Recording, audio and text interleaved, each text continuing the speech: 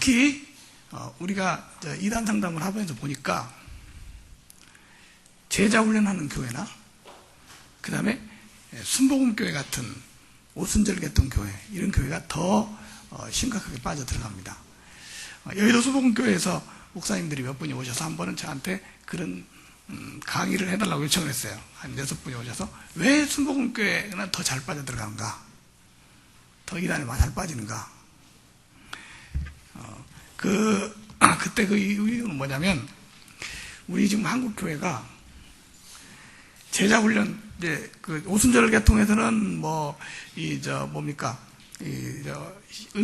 은사 운동을 많이 하고, 또 그 다음에 일반 교회에서는 요즘 프로그램들이 여러 가지 제자훈련 프로그램들이 있습니다. 사랑의 교회 평신도를 깨운다, 그거부터 시작해서 대전 부산 풍성한교회에서 운영하는 거, 또 알파코스, G12, D12, 여러 가지 그 프로그램들이 있는데, 이 모든 제자훈련 프로그램들은 한결같이 삶을 훈련시켜주는 그런 과정이에요. 그러니까 어떻게 그리스도인으로 살아야 되느냐, 아주 중요한 거죠. 그렇게 하다 보니까, 삶을 훈련시켜주는 공부를 계속 하다 보니까 영적인 말씀을, 성경을 알고 싶은 갈증을 계속 느끼게 된다는 거죠. 다시 말하면 교리 교육을 시켜줘야 될 필요가 있어요. 교리 교육. 지금 우리 한국 교회 성도들이 교리 교육이 너무 안 돼 있어요. 자기가 믿는 교회의 교리가 뭔지도 몰라요. 장로교회이면 장로교회 교리가 뭐고, 감리교회 교리가 뭐고, 서로 어떻게 다르고, 이런 거 아는 사람 거의 없습니다. 장로님들도 잘 몰라요.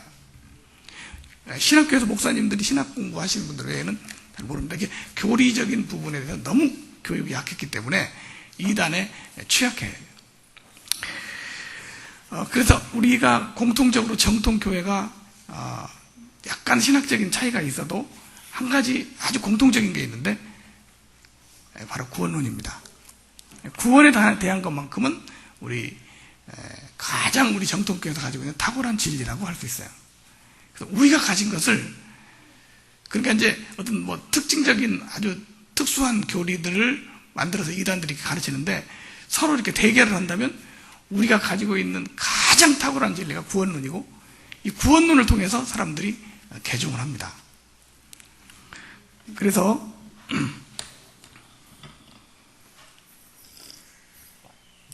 효과적으로 우리 성도들에게 또는 이단에 있는 사람들에게도 효과적으로 구원론을 배워서 새롭게 주님을 영접하고 구원받을 수 있도록 하기 위해서 제가 구원론을 정리를 해서 이렇게 이제 만들었어요.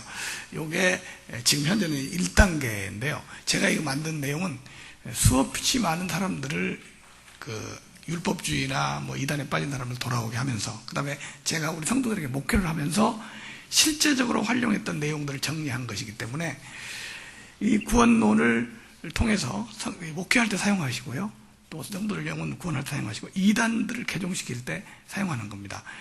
지금 현재까지 제가 볼 때는 세계적으로 가장 탁월한 구원론이 바로 이거라고 생각이 돼요. 다른 분들도 그렇게 말을 하는 걸 보니까 자타가 공인하는 것이 아니나 하고, 그 다음에 이제 오늘 이 강의를 여러분들이 듣게 되는데, 이거는 저자직강, 학원에 가서 공부할 때 저자직강 하는 데는 더 돈도 비싸고 또 가잖아요. 오늘 여러분들은 저자직강을 듣는 거예요. 아멘도 안 하시네.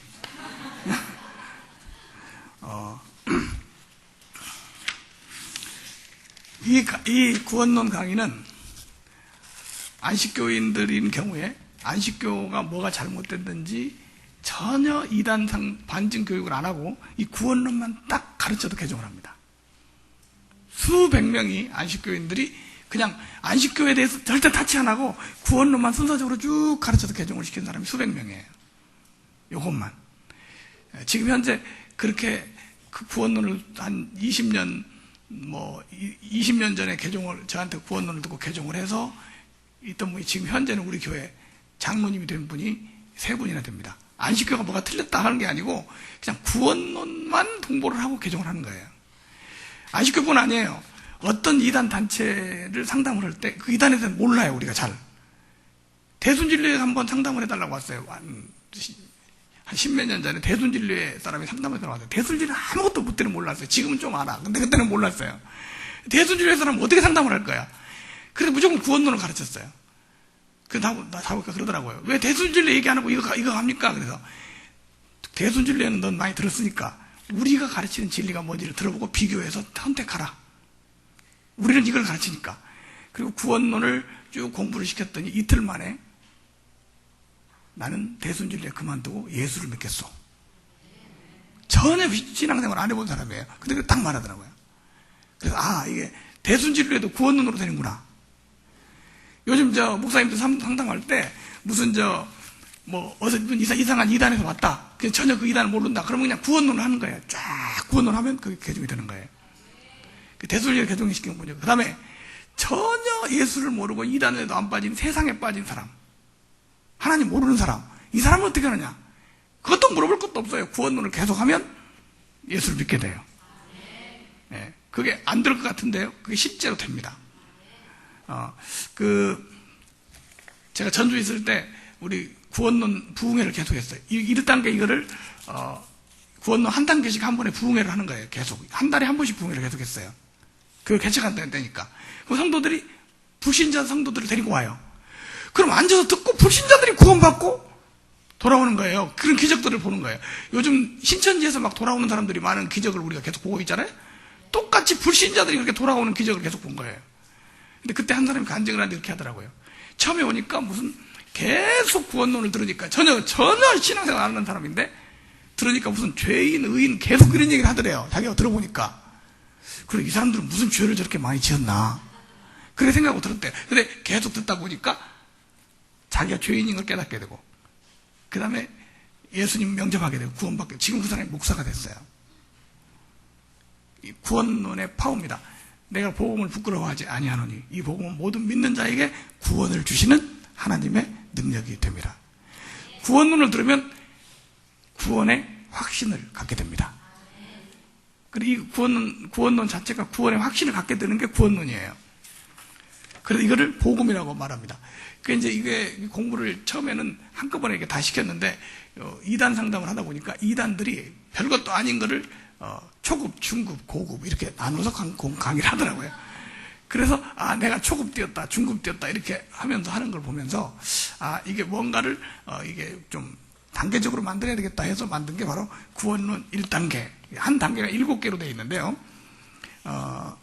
이 첫 번째 단계를 오늘 공부를 하는 겁니다. 7개로 되어 있는데 7개의 설교로 되어 있는데 이 단계는 앞에 뭐라고 써져 있냐면 확신의 단계 이렇게 되어 있습니다. 무슨 단계예요? 다시 말하면 이 강의를 들으면 구원의 확신을 얻게 돼요.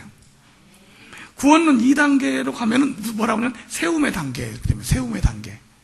구원받은 사람에게 확고하게 세워지는 단계가 2단계예요. 7개 강의고요. 그 다음에 3단계가 뭐냐면 누림의 단계. 구원받고 세움받은 사람이 어떻게 누림의 삶을 사느냐. 이렇게 해서 이게 지금 3단계까지인데 보통 교회에서 4단계까지 우리가 강의를 해서 교인들을 가르치고요. 실제로는 이게 10단계까지 있습니다. 70강. 70강을 다 공부하면 구원론을 다 공부했다고 할 수는 없고 제가 강의하는 구원론은 70 강의를 들으면 다 공부하시는 거예요. 그러니까 보통 이제 구원 상담 한 강의 딱 해가지고 구원 상담에서 구원 받으면 구원론을 그걸 끝내버리면 안 되고 계속해서 공부를 해서 구원론에 대해서 완벽하게 세워질 수 있도록 만들어 놓는 것이 구원론입니다. 그 다음에 또 한 가지는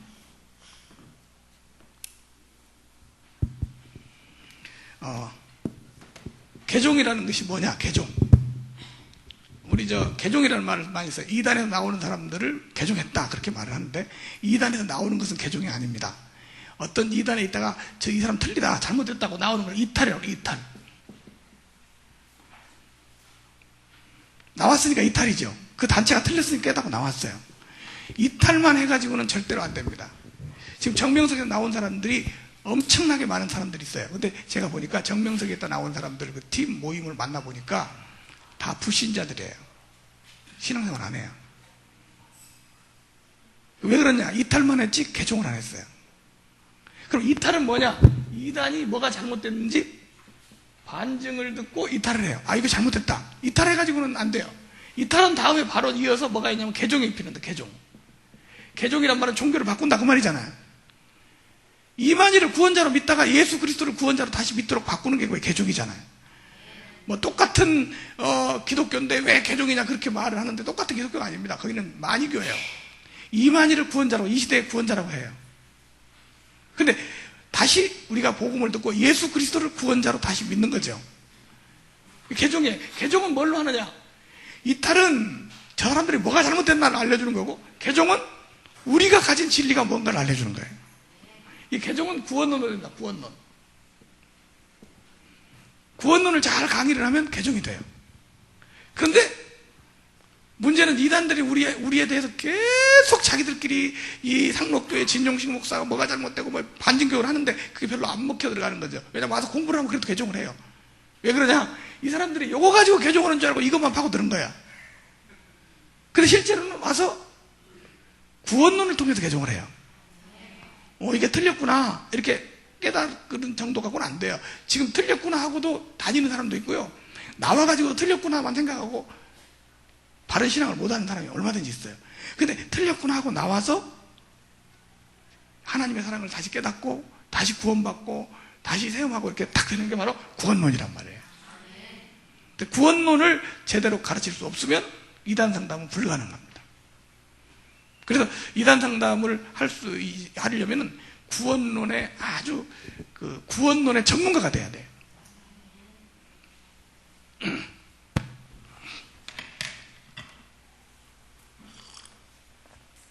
그래서 우리 교회에서 우리 성도들에게 이 구원론을 1단계, 2단계, 3단계, 4단계 정도 가르쳐서 성도들을 신앙생활을 할 수 있도록 하고, 이렇게 가르쳐도 이단에 거의 안 빠집니다. 그리고 이제 5단계, 6단계, 7단계 이것은 계속 여러분들이 이제 개인적으로 배울 수가 있어요.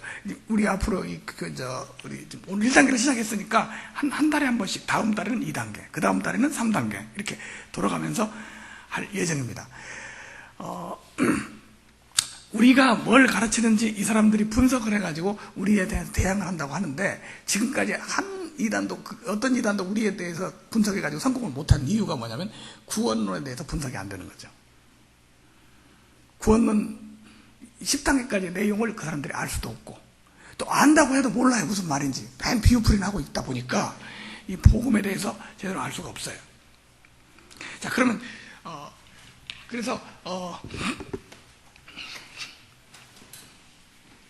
오늘 1단계는 어떤 내용이냐면, 구원의 확신이 없는 사람들이 이 강의를 들었을 때 구원의 확신을 얻도록 하는 거, 이게 1단계 목적입니다. 그래서 지금 오늘 여기 계신 여러분들은 다 구원의 확신이 없는 분들로 제가 생각을 하고 강의를 하겠습니다. 조금 더 기분 나쁘게 생각하지 마시고, 그래야 어떻게 강의를 하는지 할 수 있을 거 아니에요? 예. 실제로 그런 분들도 있고요. 예. 우리 목사님들 세미나 할 때, 제가 그 구원론 세미나를 할 때, 한 번은 그 수원에서 감리교회 목사님들이 한 40-50명 모이는 데서 구원론 세미나를 계속 1단계, 2단계 이렇게 돌아가면서 했었는데요. 그게 벌써 한 10년 전입니다. 어떤 목사님 한 분이 계속 내외간에 눈물을 흘리면서 강의를 듣더라고요. 나중에 나와서 간증을 하는데, 계속 강의를 들을 때마다 계속 울으시길래, 나이도 드신 분이 그렇게 하시길래 좀 나와서 왜 울었는지 눈물의 의미를 좀 설명해 달라고 제가 얘기를 했더니 나와서 그런 말 하더라고요. 이분은 협성대학교에서 강의를 하시는 분이고, 감리교 큰 교회 목사님인데, 자기가 복음을 전하지 않고 복음을 제대로 알지 못하고 목회를 했었다는 것을 깨닫고 그 내외간에 밤새도록 통곡하면서 기도했다, 그렇게 말을 하더라고요. 오늘도 우리 여기 모두 참석하신 모든 여러분들에게 그런 깨달음이 있게 되시기 바랍니다. 자, 구원론 1번인데요. 자, 구원론 1번에 책을 보지 마시고 그냥 제 강의만 들으세요. 책은 강의들은 다음을 보시면 되고, 그 다음에 책을 보라고 할 때 또 보시면 돼요. 두 번째, 너무 적으려고 하지 마세요. 왜 그러냐면 적은 거 가지고 와서 잘 보지도 않습니다. 그런데 성경절 같은 거 인용할 때 놓치지 말아야 하거든요. 그래서 책을 드려요. 책에는 내가 여기서 인용하는 성경 구절이 다 들어있어요. 필기가 다 돼 있는 거예요. 그러니까 뭐 하기만 하면 되냐면 저를 잘 보시고 잘 듣기만 하면 돼요. 듣고 잘 이해만 하면 되고요. 이거는 지식적인 전달이 아니라 체험이 돼야 되거든요. 구원의 확신, 그러면 구원의 확신을 얻어야 되고 이렇게 딱 체험이 돼야 되는데 적으라고 해가지고 나중에 가서 뭐 적은 거 보지도 않고 뭐 별로 봅니까? 그리고 적느라고 이렇게 받아들이는 게 좀 약해질 수 있어요. 그러니까 적지 마시고 책도 볼 필요 없어요. 나중에 가서 보면 돼요. 그리고 또 정 필요한 게 있으면 꼭 이것은 적어야겠다 그런 게 있으면 혹시 그런 게 있어도 그냥 넘어가셔도 괜찮아요. 왜냐하면 이거는 강의 테이프나 CD로 또 여러분들이 구입할 수가 있어요. 그러니까 얼마든지 가능해요. 뭐 동영상도 구입할 수가 있고. 이거는 공개 세미나입니다. 그러니까 뭐 동영상도 구입할 수가 다 있으니까. 근데 우리가 강의를 동영상으로 우리 강의하는 걸 동영상으로 들을 때는요, 직접 그 생음악으로 듣는 것보다 한 60% 정도밖에 안 받아들여집니다. 그리고 녹음 테이프로 들으면요 50% 미만이에요. 직접 듣는 게 제일 중요해요. 그래서 직접 들을 때는 어떻게 되냐, 강의하는 사람하고 눈을 맞출 수가 있기 때문에 되는 거예요. 그래서 오늘 강의 들을 때는 저를 잘 보세요. 제 얼굴을 잘 보시면서 강의를 들으시고요. 저를 계속 봐도 별로 실증나지 않을 겁니다.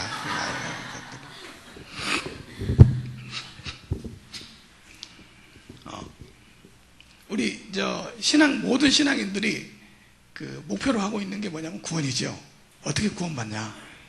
사람은 다 죄인이고 죄를 지은 사람은 반드시 죄의 대가를 받게 돼 있어요.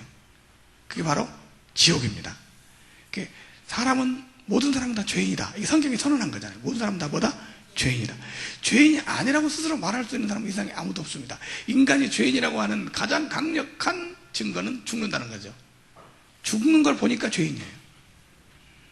근데 이 죽으면 그걸로 끝나느냐? 안 끝나요. 한 번 죽는 것은 사람에게 정하신 것이 그 후에는 심판이 있으리니 반드시 심판을 받게 돼요. 심판을 받으면 어디로 가느냐? 이것은 벌금형이 없습니다. 무조건 지옥으로 들어가는 거죠. 이렇게 죄 때문에 지옥으로 들어가게 된 이 사람이 지옥에 가지 않고 죄 사함 받고 천국 가게 되는 거, 이걸 바로 구원이라고 말하는 거죠. 어떻게 하면 우리가 천국에 갈 수 있냐? 어떻게 하면 우리가 구원받을 수 있냐? 이것이 우리 신앙의 최대의 목표입니다. 우리가 열심히 신앙생활을 했는데 구원받지 못한다면 그보다 더 불쌍한 일은 없을 거예요. 그런데 이 구원에 대해서 가장 정확하고 자세하게 알려주는 안내서가 있는데 바로 성경입니다. 성경은 우리에게 구원에 대해서 알려주고 있어요. 예수님도 말씀하셨어요. 너희가 성경에서 영생을 얻는 줄로 생각하고 성경을 상고하거니와 성경은 내게 대하여 증거하는 것이라. 그래서 성경을 보면 어떻게 구원받는가를 소개를 해주고 있어요. 그런데 한 가지 참 놀라운 사실은 똑같은 성경을 가지고도 구원의 길을 수백 가지로 가르치고 있어요. 어떤 사람은 이쪽으로 가야 된다. 어떤 사람은 이쪽으로 가야 된다. 어떤 사람은 문선명을 믿어야 한다. 이만희를 믿어야 한다. 뭐 여러 가지 방법으로 구원론을 설명을 하고 있다 이 말이에요. 왜 똑같은 성경인데 똑같이 구원의 길을 가르치고 있는데 이렇게 구원의 길을 여러 가지로 말하고 있느냐? 이것은 뭐 때문이냐면 성경으로는 관 때문에 그렇습니다. 성경을 어떻게 보느냐에 따라서 구원의 길이 달라져요. 자,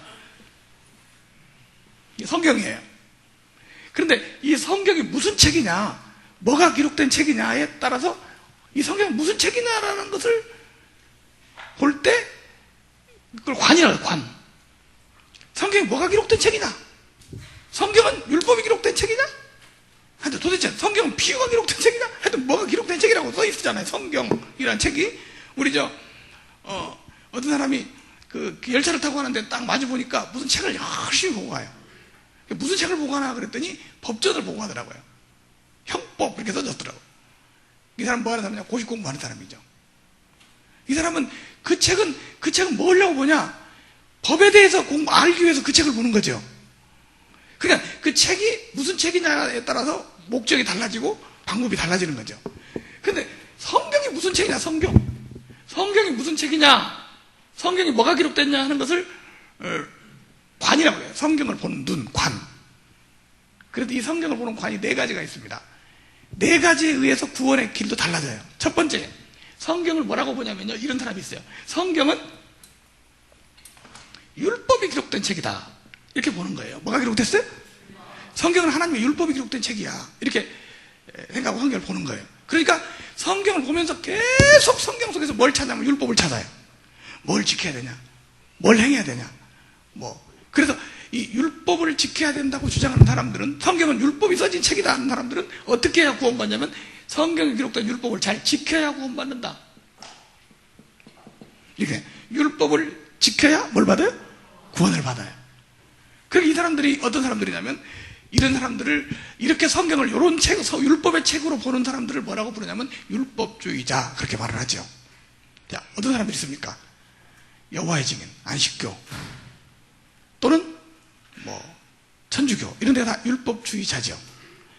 성경에서 착한 일 하라고 하고 선한 일 하라고 말하고, 그 다음에 율법을 지키라고 말한다. 근데 이 사람들, 율법주의자들은, 심한 율법주의자들은 뭘 계속 따지냐면 계속 성경을 보면서 뭘 지켜야 되는가를 따져.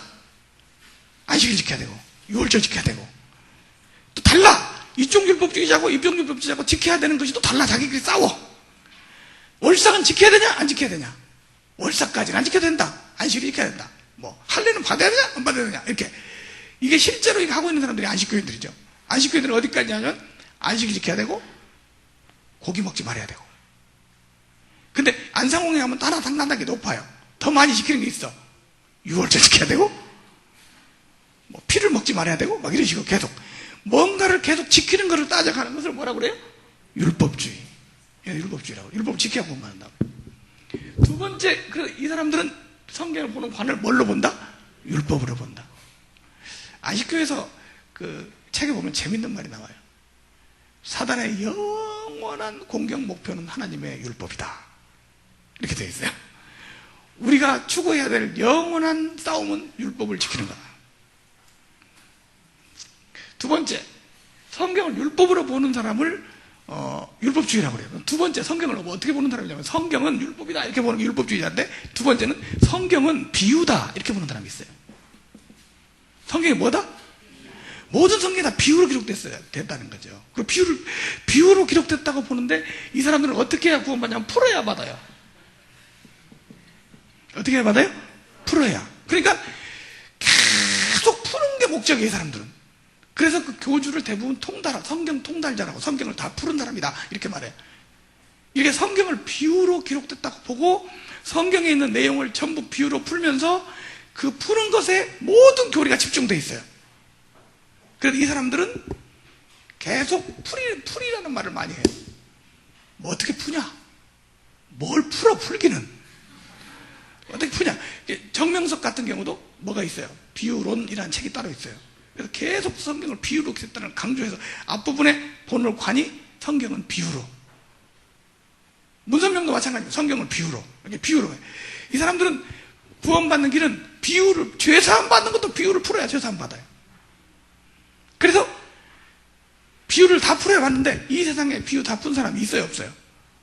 없지요. 그리고 성경 자체를 비유로 보는 것 자체가, 물론 비유도 있어요. 그래서 이 사람들을 우리가 어떤 사람들이냐면요, 문선명, 정명석, 이만희, 안상홍, 인간을 하나님으로 믿는 사람 대부분 성경을 비유로 보는 관을 가지고 있어요. 성경책, 율법주의자는 성경책을 율법책이다 생각하고, 이 사람들은, 신천이나 이 사람들은 성경을 무슨 책이다? 비유책이다 생각해요. 비유로 봉함했다는 거죠. 그리고 예를 들면 안상홍 같은 거 보세요. 율법을 풀어준 사람, 유월절을 지키라고 했으니까 안상홍이 하나님이야. 여기는 비유를 풀었으니까 보혜사야. 이렇게 여기다 다 포초점 맞추는 거죠.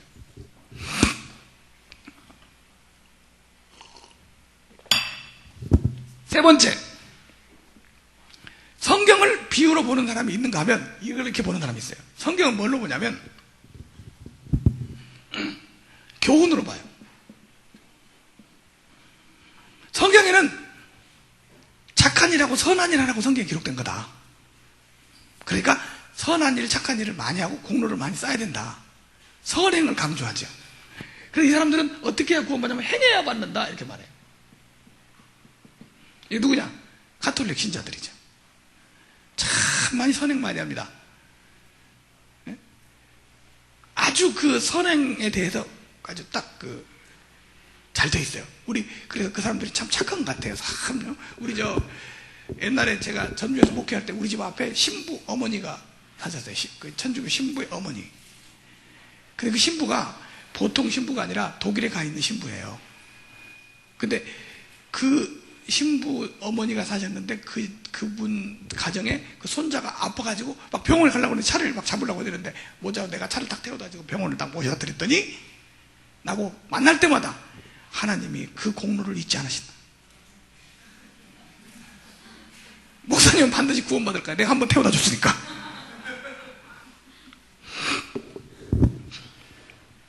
자, 그러면 지금 내가 성경을 보는 관이 몇 가지라고 그랬죠? 4가지. 성경을 어떻게 보느냐에 따라서 이렇게 달라져 버리는 거예요. 이 길이 구원받는 길이 되게 달라져 버려요. 4번째는 성경을 어떻게 보느냐? 성경은 하나님의 약속이다. 이렇게 보는 사람이 있어요. 성경이 뭐라고요? 약속. 성경이 율법을 기록된 책이냐, 비유를 기록된 책이냐, 교훈이 기록된 책이냐, 약속이 기록된 책이냐, 이렇게 보는 관이 4가지가 있는데, 약속이라고 보는 사람들은 믿어야 구원받는다 이렇게 말합니다. 약속을 뭐예요? 믿어야. 이게 4가지 중에 4가지 중에 3가지는 틀리고 1가지는 맞겠죠, 그죠? 근데 틀리는 게 더 많아요. 왜 많으냐면 사단이 일부러 틀리는 걸 많이 만들어내서 진리를 찾지 못하게 하는 게 사단의 목적이니까. 자, 그러면 율법 이 4가지를 우리가 살펴보면, 자, 어떻게 구원받냐? 율법주의자는 뭐 해야 받는다? 지켜야 받는다. 비유로 보는 사람은 풀어야. 그 다음에 교훈을라고 보는 사람은 행해야. 약속을 주장하는 사람은 믿는다. 성경이 약속을 기록한 책이냐, 율법을 기록한 책이냐, 비유를 기록한 책이냐, 교훈을 기록한 책이냐, 이게 중요한 거예요. 그러면 이걸 어떻게 하냐면 아주 쉽게 알죠. 이게 무슨 책이냐를 알려면 뭘 보면 아냐면요, 표지에 써진 이름을 보면 알아요. 그렇죠? 어떤 책이든지 표지에 그 책 이름이 써져 있죠. 제가 책을 썼어요. 이만희 무료성경신학원 이만희의 실체. 이 책은 뭘 기록한 책이죠? 이만희의 실체를 기록한 책이야. 내가 그 책 이름을 쓸 때 이렇게 쓰려고 했거든요. 처음에 무료성경신학원 이만희의 실상 이렇게 쓰려고 했는데 그 실체라고 그냥 썼어요. 오해할 것 같아서. 근데 하여튼 그 책은 이름이 그래요. 그러면 성경은 이름이 뭐라고 써졌냐? 이렇게 써졌어요. 구약, 신약. 이 약자가 언약 약자죠. 성경이란 하나님의 약속이 기록된 책이다, 이런 뜻이죠. 이름 자체가. 성경에 뭐가 기록된 책이에요? 약속. 근데 옛날에 하신 약속, 새로운 약속, 그런 뜻이잖아요. 성경의 이름만 봐도 지금 뭐가 잘못됐는지 벌써 알 수 있어요. 이름만 봐도. 그러면 약속을 기록된 책이라고 보는 사람은, 이건 하나님의 약속 책이라고 보는 사람은 성경을 보면서 뭘 찾냐면 약속을 찾아요. 뭐라고 약속했지? 뭐라고 약속했지? 이렇게 약속했구나. 죄사함 받는다고 약속했구나. 이렇게 약속만 찾아서 그 약속을 내 것으로 믿으면 되는 거예요. 이게 성경을 기록한 목적이 뭐냐를 알 수 있어요. 그 다음에 율법을 지켜야 구원받는다고 하는 이 사람들은요, 이 구원을 뭐라고 말하냐면 미래형 구원이라 그래요. 무슨 구원이요? 미래형 구원이에요. 이게 무슨 말이냐면 율법을 지켜야 구원받는다고 하는 사람들은 지금 당장 구원받았다고 할 수가 없어요. 지켜봐야 아니까. 앞으로 해가지고 지켜봐야 알지 지금 어떻게 구원받았다고 말하겠어요? 그렇죠? 지켜봐야 알아. 그 미래형 구원이야. 무슨 구원? 2번째, 비유를 풀어야 구원받는다고 하는 사람, 이것도 현재 구원받았다고 말할 수 없어요. 이것도 무슨 구원이에요? 미래형 구원이에요. 왜냐하면 비유를 다 푸는 사람이 없기 때문에. 오직 한 사람이 있어요. 비유를 다 푸는 사람이. 교주. 자기는 다 풀었다고 그래요. 그런데 실제로 못 풀었어, 내가 보니까. 근데 어쨌든 그 신도들은 풀려고 애를 써요. 근데 이걸 다 푸는 사람만 구원받는다고. 누가 이것도 앞으로 풀어야 되니까 무슨 구원이에요? 미래형 구원이죠. 대부분 이단들이 성경을 비유와 율법으로 이렇게 해가지고 가르치는 거예요. 3번째, 교훈을 주장하는 사람들도 이것도 지금 구원받았다고 말 못해요. 왜냐하면 행해봐야 하니까. 그 죽어봐야 하는 거지 죽기 전에 어떻게 구원받았다고 하냐 이렇게 말하죠. 특히 천주교회들은 절대 천주교 교리가 그렇게 돼 있어요. 구원의 확신은 잘못된 걸로. 어떤 특별한 경우에 구원의 확신이 있을 수도 있지만 구원의 확신이 없는 게 정상이라고 생각해요. 왜냐면 아직 멀었잖아 살려면. 근데 그동안에 무슨 일을 할 줄 알아요. 그러니까 아직 구원받았다는 말을 할 수가 없어요.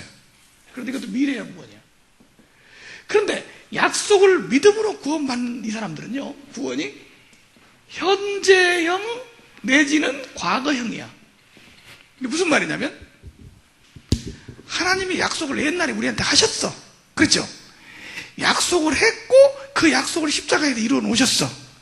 그러니까 이것을 지금 믿으면 지금 구원받는 거고, 그 다음에 옛날에 믿었으면 옛날에 받은 거야. 그래서 이 사실을 믿는 사람은 뭐라고요? 현재형 내지는 과거형이에요. 그러니까 이 사람들은 구원 받으려고 하는 사람들이고 이 사람들은 구원 받은 사람들이고, 성경을 어떻게 보느냐에 따라 이렇게 차이가 난다 이 말이에요. 자, 그러면 성경에는 어떻게 되겠나 한번 성경을 찾아봅시다. 현재형 구원이냐 미래형 구원이냐. 자, 성경에 사도행전 2장입니다.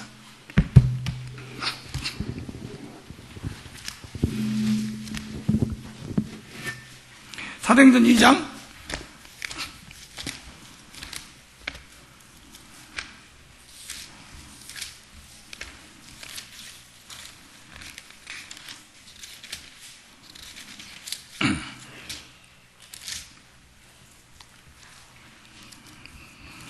2장 47절.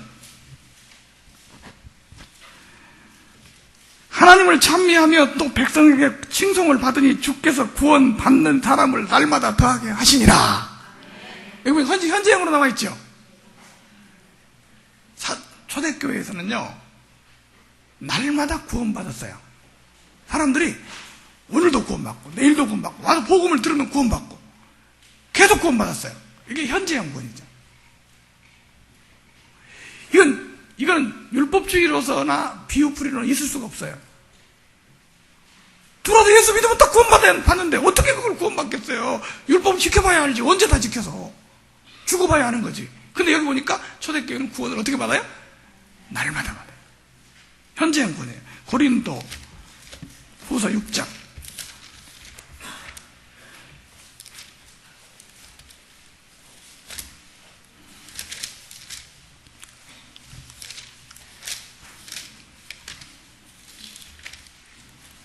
고린도후서 6장 1절부터 보겠습니다. 우리가 하나님과 함께 일하는 자로서 너희를 권하노니 하나님의 은혜를 헛되이 받지 말라. 가서 내가 은혜 베풀 때에 너를 듣고 구원의 날을 너를 도왔다 하였으니 보라 지금은 은혜 받을 만한 때요 보라 지금은 구원의 날이로다. 언제가 구원의 날이에요? 지금! 오늘 이 시간이 바로 구원의 날인 줄로 믿습니다. 지금이 구원의 날이에요. 그러니까 구원은 현재형이에요. 그러니까 어떤 분한테 이런 말을 하니까 이렇게 대답을 하더라고요.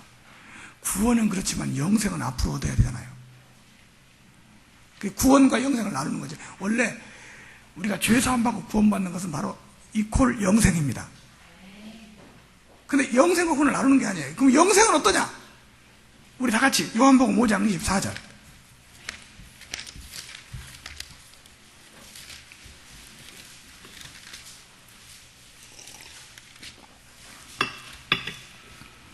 같이 한번 다 같이 읽어볼까요? 시작. 내가 진실로 진실로 너희에게 이르노니 내 말을 듣고 또 나 보내신 이를 믿는 자는 영생을 얻었고 심판에 이르지 아니하나니 사망에서 생명으로 옮겼느니라. 과거형이잖아요. 영생을 얻었어요? 얻을 거예요? 얻었어요. 그러니까 영생을 얻었어야 맞는데 얻으려고 막 노력하는 게 잘못된 거예요. 영생을 얻었고 심판에 이르지 아니하나니 사망에서 생명으로 뭐 했느니라? 옮겼느니라. 성경을 율법이 아니고 하나님의 약속이 기록된 책이라고 본다면 현재형이나 과거형이 될 수 있어요. 내가 하나님의 약속을 믿고 구원받았으면 오늘 지나면 내일부터는 나 어제 구원받았다 이렇게 말할 수 있어요. 오늘 구원 못 받았더라도 오늘 와서 하나님의 약속을 내가 믿고 받아들였으면 오늘 구원 받을 수 있어요. 뭐 안 풀어도 괜찮아요. 구원 받고 나서 풀든지 말든지 그건 그때 가서 하는 거고, 율법 지키는 것도 마찬가지입니다. 구원 받은 다음에 지키는 거지 구원 받으려고 지키는 것이 아니다.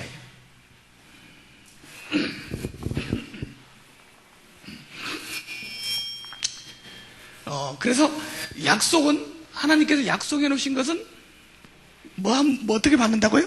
믿음으로. 그리고 또 구원이라는 것 자체가, 구원이라는 말 자체가 이런 걸로는 해당이 안 돼요. 구원이라는 말 자체는 건져내다 그런 뜻이거든요. 물에 빠진 사람 건져내는 것도 구원이에요. 근데 우리가 받는 구원은 뭘 말하냐면, 병 고침 받는 거, 물에 빠진 사람 건지는 걸 말하는 게 아니라 죄에서 받는 구원이에요. 어디에서요? 죄 사함 받는 구원이죠. 구원은 내 스스로 할 수가 없는 게 구원이에요. 내가 물에 빠졌는데 밖에서 소리를 지릅니다. 야, 개구리 헤엄쳐라, 개구리 헤엄! 그래서 막 죽을 힘을 다해서 개구리 헤엄을 쳐서 나왔어요. 그 사람 구원받은 거예요? 지가 나온 거예요? 이건 구원이 아니에요. 지가 하면 구원이 아니야. 구원은 뭐냐? 나는 못해.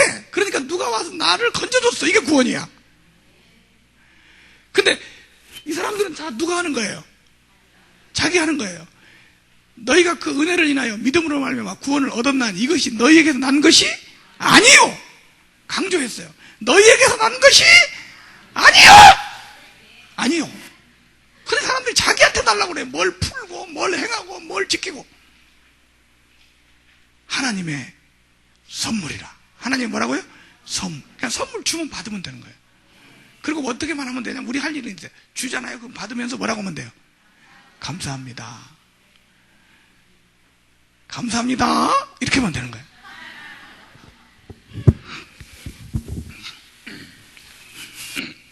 그래서 이제 그 구원론은 다른 게 아니에요. 하나님께서 우리에게 허락하신 약속, 그리고 하나님께서 이루어 놓으신 약속을 내 것으로 뭐 하면 돼요? 받아들이면 돼요. 그러면 그것을 내 것으로 받아들이고 믿지 않으니까 뭐가 필요하냐? 이걸 알려줘야 돼요. 약속을 알려줘야 이렇게 했죠. 뭐예요? 그래서 알려주는 사람이 있어야 할 거 아니에요. 이걸 알려주는 게 바로 복음이에요. 제가 이제 오늘 여러분들에게 알려줄 거예요. 성경에는 물론 율법도 있고 비유도 있고 교훈도 있고 다 있어요. 없는 게 아니에요. 자, 비유도 있어요. 제가 옛날에 보험을 하나 들었더니, 생명보험 이런 거 있잖아요. 보험을 하나 들었더니 보험회사 그 보험 설계사가 우리 교회 집사님이야. 할 수 없이 들은 거야, 그냥. 그랬는데 이 집사님이 보험을 들었더니 가을 했더니 뭘 갖고 왔냐면 보험 약관이라는 거. 약관. 보험 약관이라는 거 갖고 왔어요. 약관. 여러분 이거 받아본 적 있죠?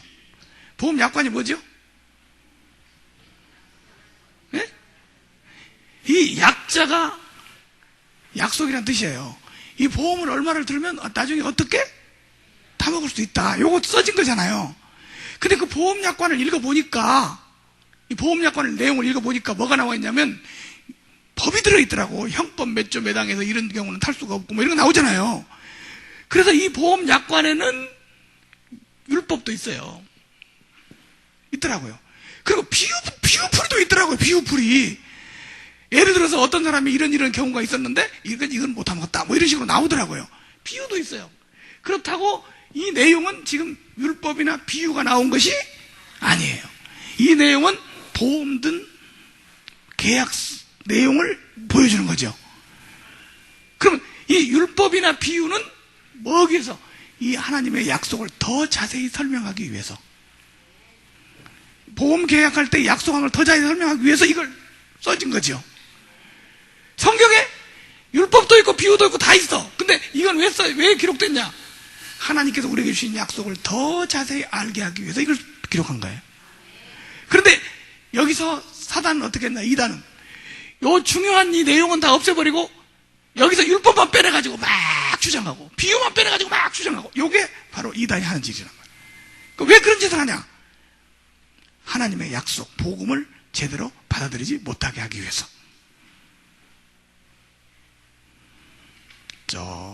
무슨 말인지 가십니까? 근데 못 알아듣는 것 같은 표정을 짓는 분이 몇 분 계시네?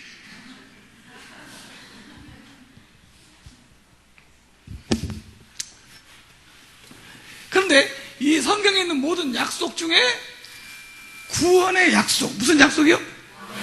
우리가 구원받는 구원의 약속을 뭐라고 부르냐면 복음이라고 부릅니다. 뭐라고요?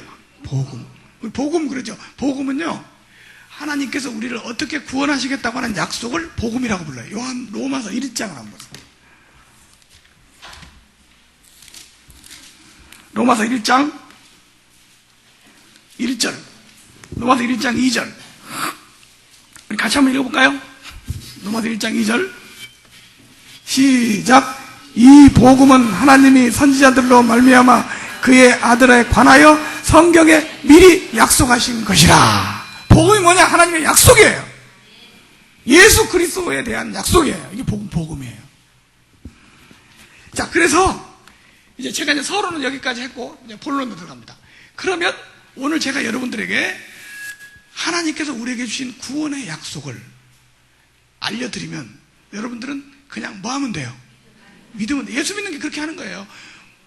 하나님께서 이렇게 약속하셨는데 믿겠습니까? 아멘. 그러면 그 사람 거예요. 자, 제가 여러분들에게 하나님의 약속을 알려드릴 테니까 여러분들은 믿겠습니까? 네. 믿는다고 하니까 제가 얘기하는 거예요.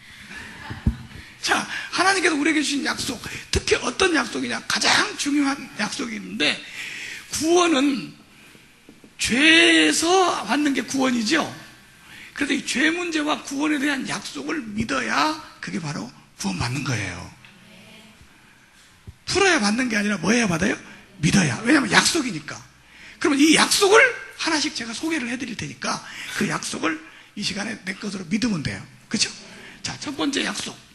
우리가요, 제일 염려하는 게 뭐냐면 예수님을 내가 딱 믿으려고 하는 순간, 내가 오늘부터 예수님 믿겠다 이렇게 할 때 가장 문제가 되는 게 뭐냐면, 그러면 지금까지 죄 지은 건 어떻게 되냐? 구원 문제는 무엇보다도 하나님과 나 사이에 무슨 문제예요? 죄 문제. 그러니까 지금까지 그러면 내가 지은 죄는 어떻게 되나? 이렇게 염려가 딱 되는 거예요. 지금 여기 계신 분들 모두 다 지금까지 살면서 다 죄를 짓고 살았거든요. 그렇죠? 혹시 죄를 한 번 하나도 안 지은 분 계십니까?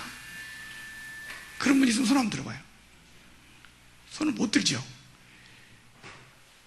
왜냐하면 다 죄인이기 때문에.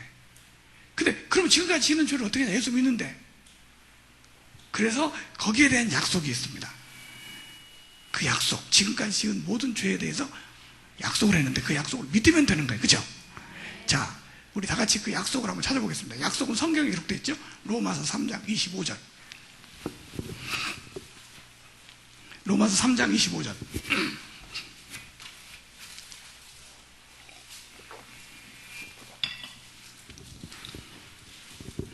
자, 다 찾았습니까?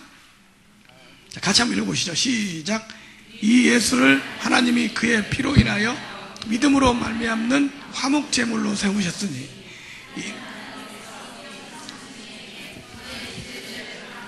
전에 지은 죄를 뭐 하심으로? 간구하심으로. 그 다음 절이 뭐래요? 간구하심으로 어떻게 됐다고요? 자기의 의로우심을 나타내려 하심이니, 그 다음에 곧 이때에 자기의 의로우심을 나타내다 자기도 의로우시며 또한 예수 믿는 자를 의롭다 하려 하심이라. 우리가 어떻게 의롭다 하심을 받냐? 어떻게 죄 문제를 해결하냐? 지금까지 짓는 죄, 전에 지은 죄를 어떻게 해결하냐? 그러니까 이렇게 말했습니다. 예수님을 믿는 사람들의 죄를 어떻게 하심으로? 간구하심으로. 이렇게 말했어요. 한번 따라하세요. 시작. 간구하심. 원래요, 지금까지 우리가 살면서 쭉 지었던 죄, 현재 내가 가지고 있는 이 모든 죄를 어떻게 처리를 하냐? 이럴 때 천주교에서는 이렇게 말합니다. 과거의 모든 죄를 처리하는 방법을 이렇게 말합니다. 자백을 해야 되고 보속을 해야 된다. 이게 천주교 교리예요. 자백과 보속. 이게 들었죠? 천주교에 다니셨던 분이니까 다 아는 거예요. 그죠? 자백과 보속. 자백은 뭐냐? 내가 죄 지은 거 무슨 죄 지었습니다. 자백을 해야 되고요. 보속은 뭐냐? 죄 지은 것에 대한 적당한 대가를 치러야 되는 거예요. 자, 그런데 그래서 지금 천주교인들은 지금도 고해성사라는 걸 하고 있죠. 신부 앞에 가서 고백성사 하죠. 고백을 해야 되니까. 그런데 이 천주교에서 가르치는 이 교리가 우리 정통교회 성도들도 머릿속에 남아있어가지고 죄 지으면 자백해야 돼. 자백해야 용서받아. 이런 생각을 자꾸 하고 있어요. 그래서 구원받는데 뭐가 걸리냐면 자백이 걸리는 거야. 그런데 사실 내가 분명히 말씀드리는데요. 죄를 자백하는 방법으로 구원받을 수 없습니다. 불가능해요. 왜 그러냐? 이 세상에 아무도 자기 죄를 다 자백한 사람은 없기 때문입니다. 여러분 죄 다 자백한 사람 있어요? 없잖아요. 그죠? 이 자백에 의해서 구원받으려고 하는 걸 율법주의라고 하는데, 자백에 의해서는 불가능해요. 자백은 다 할 수도 없고 다 알지도 못하고. 그럼 이렇게 하면 될 거 아니냐? 알고 지은지 모르고 지은지 전부 쌍용서해 주옵소서. 쌍용. 그런 건 없어요. 죄라는 게 그렇게 쉽게 딱 해버리면 뭐 그렇게 하는 게 아니에요. 그래서 천주교인들이 자백을 그렇게 많이 하고, 그 다음에 보석, 고행 같은 거 하는 거예요. 옛날에 보면 루터 같은 사람도 추운 겨울날 눈밭에서 막 어른들께 기도하고 나서 이거 얼마 동안 죄가 내가 용서받았다. 심지어는 베드로 성당에, 로마에 있는 베드로 성당에다가 예수님 골고다 언덕 올라갔던 계단을 다 뜯다가 만들어 붙여놨어요. 붙여놓고 거기다 빈 무릎으로 기어서 올라가는 거예요. 무릎이 다 깨지고 막 피투성해야 됩니다. 그리고 거기를 올라갔다 내려오면 6개월간의 죄가 용서받는다. 이게 보석이에요. 그래서 천주교인들은 계속 6개월에 한 번씩 거기를 가서 무릎이 깨지는 고통을 겪고 와요. 그 6개월간 용서받아. 근데 루터가 독일의 유덴버그 탑 속에서 성경을 읽다가 오직 의인은 믿음으로 살리라, 이 말씀을 깨달았어요. 그리고 그 계단을 무릎을 깨지면서 올라가다가 갑자기 걸어서 내려와 버립니다. 머릿속에 자꾸 음성이 들려요. 오직 의인은 믿음으로 살리라. 이런 걸로 되는 것이 아니다. 그렇게 깨닫는 게 바로 그게 종교개혁의 시작입니다. 행위로 되는 게 아니고, 심지어는 면죄부를 받았어요. 보석, 면죄부. 돈을 얼마 주면 얼마 동안의 죄를 용서받는 거예요. 면죄부라는 게 뭐냐면 죄를 지은 만큼 돈을 내는 거예요. 그래서 면죄부 때문에 천주교가 얼마나 부자가 되잖아요. 돈이 많이 생겨요. 그러니까 나중에는 어떤 방법까지 했냐, 어떤 사람이 나와서 이 교황한테 이렇게 말을 했대요. 내가 면죄부를 좀 많이 살려고 그러는데 앞으로 지을 죄에 대해서 사면 어떻겠습니까? 앞으로 내가 한 1년간 앞으로 지을 죄를 미리 돈을 주고 사버려, 면죄부를. 원래 면죄부는 지나간 동안에 죄 지은 거에 대해서 면죄부를 사야 되는데 앞으로 지을 것도 사버리면 어떻겠습니까? 이렇게 물어보니까 자기들끼리 회의를 하더니 그러더래요. 앞으로 지을 것은 좀 비싸다. 그래서 앞으로 지을 죄에 대해서 면죄부를 사버렸어요. 그리고 나서 그 사람이 면죄부 팔아가지고 가고 있는 돈을 싣고 가고 있는 마차를 습격해서 싹 강탈해 갔어요. 근데 그 사람이 나중에 잡혔어요. 감히 성물을 훔친 죄를 물으니까 나는 면죄부를 앞으로 지을 죄까지 샀습니다. 이걸 어떻게 하겠습니까? 입장이 곤란하죠. 이거 만약에 이 사람을 죄를 물으면 면죄부 효력이 없어지는 거고, 그 다음에 만약에 죄를 안 물으면 계속 강탈해서 가지고 어떻게 할까요? 그래서 고민하다가 그랬다는 거 아니에요. 이번만은 봐주고 앞으로는 절대로 앞으로 지을 죄에 대해서는 면죄부를 팔지 마라. 이런 걸 통해서 절대 용서받을 수 없습니다. 성경에서는 그래서 루터가 그런 말을 했어요. 오직 뭘로요? 믿음으로. 오직 뭘로요? 믿음으로. 그럼 뭘 믿어야 되냐? 뭐를 믿어야 되냐? 하나님의 약속을 믿어야 되는데 뭘 믿어야 되냐? 바로 이겁니다. 간구하심을 믿는 거예요.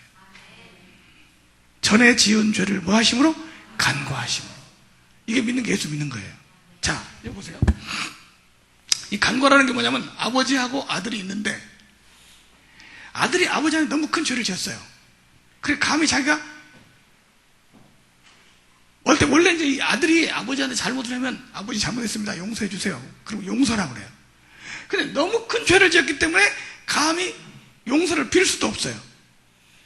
사람이 너무 큰 죄를 지면 용서를 빌 수도 없을 때가 있는 거예요. 용서를 빌 수 있는 것 자체가 그것만도 복이 있잖아요. 큰 죄인 복받아 빌 길을 얻었네. 그잖아요. 근데 우리가 하나님 앞에 지은 죄는 큰 죄예요, 작은 죄예요? 큰 죄죠. 근데 아버지하고 아들 사이에 어머니가 있어요. 어머니가 중간에서 아버지한테 말을 합니다. 여보, 한번 봐줍시다. 용서해 줍시다. 이러니까 아버지가 아들의 죄를 용서를 해주는데 어떻게 용서해 주냐? 이유도 묻지 않고 따지지 않고 그냥 용서를 해줬어요. 모르는 척 그냥 지나가는 거 있죠? 이런 용서를 뭐라고 불러요? 간과. 이와 똑같이 하나님과 우리 사이에 예수님이 계십니다. 누가 있어요? 예수님이. 예수님이 중보를 하세요. 오늘 이 아들이, 이 딸이 나를 보고 왔습니다. 내가 십자가에 흘린 피를 보시고 이 사람의 죄를 용서해 주옵소서. 예수님 우리 대신 간구하시죠. 그러니까 하나님이 우리 죄를 용서하실 때 어떻게 용서하시냐? 우리 죄를 이유도 묻지 않고 따지지 않고 뭐 하신다? 간과하신다. 한번 따라하세요. 나의 모든 죄를 간과하심을 믿습니다. 이게 예수 믿는 거예요. 어떻게 하심을 믿는다? 간과하심. 이 성경은요, 성경을 우리가 읽어보면 항상 두 가지로 써져 있더라고요. 하나는 교훈문학이에요. 하나는 서사. 어떤 내용의 교리를 말했으면 거기에 대한 실제 이루어지는 역사가 딱 나타나요. 그죠? 주 예수를 믿으라 그러면 너와 내 집에 구원을 얻으리라 그랬으면 주 예수 믿고 구원받는 일이 있어요. 그죠? 이런 교리가 있으면 이게 딱 증명이 되는 거야. 그런데 예수님이, 하나님이 우리 죄를 용서해 주는 것도 간과하심으로 용서해 준다. 아무 이유도 묻지 않고 따지지 않고 예수님의 십자가를 믿으면 그냥 여러분 용서해 주는 줄 믿습니다. 근데 이런 용서받은 사건이 성경에 나와요. 그게 누구냐? 십자가 우편 강도. 예수님 당시에 십자가에서 예수님 달려 돌아가실 때 같이 사형 선고를 받은 강도들이 있었죠. 우리나라 신창원이하고 비슷한 사람이에요. 근데 온갖 나쁜 짓 다 하다가 예수님은 십자가에 달려 돌아가신 걸 보고 예수님을 믿었어요. 주여 당신의 나라 임하시는 나를 기억하소서. 그러니까 예수님이 뭐라고 그랬어요? 내가 오늘 나와 함께 낙원에 있으리라. 예수님이 그 구원을 해줄 때 너 지금까지 지은 죄 다 자백해봐. 그렇게 했으면 지금도 못 내려오고 있어요. 근데 우편 강도한테 예수님이 한마디 죄를 묻지 않았어요. 그냥 오늘 내가 나와 함께 뭐가 어디 있다? 낙원에 있으리라. 간과해요. 그리고 꽤 죽었어요. 어디로 갔을까요? 천국으로 갔죠. 그뿐입니까? 삭개오 얘기 잘 하시죠? 삭개오는 죄인이라, 세리장이고 죄인이에요. 못된 사람이야. 근데 예수님 얼굴이나 한번 보려고 뽕나무에 올라가 딱 내려다보고 있는데 예수님 딱 지나가다 만났어. 예수님 삭개오를 보더니 나쁜 놈, 너 구원받으려면 회개해. 그랬습니까? 그랬더라면 삭개오 지금까지 회개하느라고 뽕나무에서 못 내려와. 근데 삭개오가 잘못한 거에 대해서 한마디 묻지 않으시고 삭개오야 내려오너라. 내가 오늘 너의 집에 유하를 갈. 간구합니다. 삭개오가 너무너무 좋아가지고 미끄러져 내려오더니 자기 집에서 잔치를 배설하고 예수님 요청했어요. 예수님이 들어오자마자 아무 말도 안 했는데 예수님한테 그렇게 말합니다. 제가 오늘 나무가 토색한 거 있으면 4배나 갚고 내 재산 절반짜리 가나가지고 삭개오 그날 붙어놨어요. 근데 예수님이 삭개오한테 뭐라고 그랬어요? 오늘 이 집에 구원이 이르렀어요. 예수님이, 죄인들이 예수님에게 용서받는 장면을 보면 바로 뭐예요? 간과예요. 창녀 마리아, 사람들이 막 돌로 칠까요? 손가락으로 뭐라고 땅바닥에 쓰니까 사람들이 보고 다 도망갔어요. 뭐라고 썼을까요? 손가락으로 뭐라고 썼을까요? 뭐라고 썼다고 성경에 안 나와요. 비유풀이를 할 수가 없어요, 이거는. 근데 뭐라고 썼냐면 제가 생각할 때는 틀림없이 주위에 둘러선 사람들의 죄를 기록한 것 같아요. 그러니까 사람들이 양심의 가책을 받아서 하나씩 어떻게 하고? 물러가고. 예수님하고 그 여자만 딱 둘이 남았어요. 예수님이 그 여자한테 했어요. 너 구원받으려면 지금까지 지은 죄 다 고백해라. 그러면 지금까지 고백하고 있어야 돼. 예수님이 그 여자에게 한마디 죄를 묻지 않으시고 뭐라고 그랬어요? 나도 너를 정죄하지 아니하노니 5가지 다시 가시는 죄를 범하지 말아라. 뭐라고요? 간구. 십자가의 강도 같은, 삭개오 같은, 그리고 마리아 같은 죄인인 우리들을 주님께서 지금도 간과해 주십니다. 주님의 간구하심의 용서를 받아들이면 내 거예요. 약속됐어요. 우리 그 약속을 다시 한번 읽어보겠습니다. 로마서 3장 25절 시작.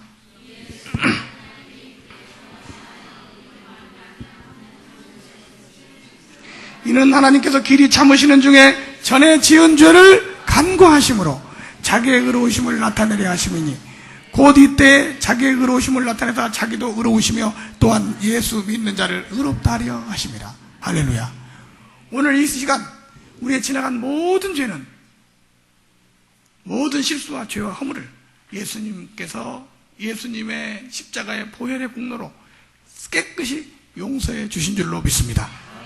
따지지 않고 용서해 주신 줄로 믿습니다. 간과해 주신 줄로 믿습니다. 이게 바로 예수 믿는 거예요. 그러면 어떻게 용서? 히브리서 10장을 한번 보겠습니다. 히브리서 8장을 한번 보겠습니다. 히브리서 8장. 히브리서 8장 12절. 자, 같이 한번 읽어볼까요? 시작. 내가 저희 불의를 긍휼히 여기고 저희 죄를 다시 기억지 아니하리라. 새 언약이라 말씀하셨습니다. 이게 새 언약이에요. 내가 저희 불의를 긍휼히 여기고 저희 죄를 다시 뭐하지 않는다? 기억지 않는. 이 말씀을 그대로 믿으세요. 이거 누구한테 주신 거다? 나에게 주신 거라고. 여러분 보세요. 하나님은 우리 죄를 다시는 기억지 않고 우리 허물을 용서하신다고 했는데 내가 과거의 죄를 자꾸 기억하고 죄인이라고 자꾸 하면서 하면 이거 예수 믿는 거예요, 안 믿는 거예요? 하나님이 용서해 줬다니까 용서해 줄로 믿어! 그게 복음이야. 우리 저 교회에서 어떤 분이 저한테 그랬어요. 실수를 했어. 아니, 목사님 잘못했습니다.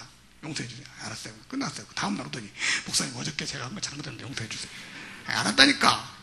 어저께 다 끝났잖아요. 그 다음 날 오더니 목사님 그저께 내가 잘못했는데 용서해 주세요. 만날 때마다 이런 거예요. 다시 말해 이 사람 뭐냐면 내가 용서했다는 걸 받아들이지 않는 거죠. 하나님이 우리를 용서했대요. 그러니까 어떻게 하면 돼요? 받아들이면 돼. 용서한 줄로 믿습니까? 받아들이세요. 받아들여. 한 구절도 보겠습니다. 이사야 44장 22절. 이사야 44장 22절.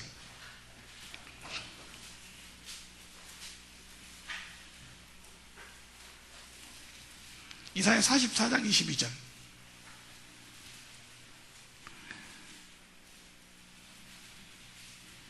다 같이 시작.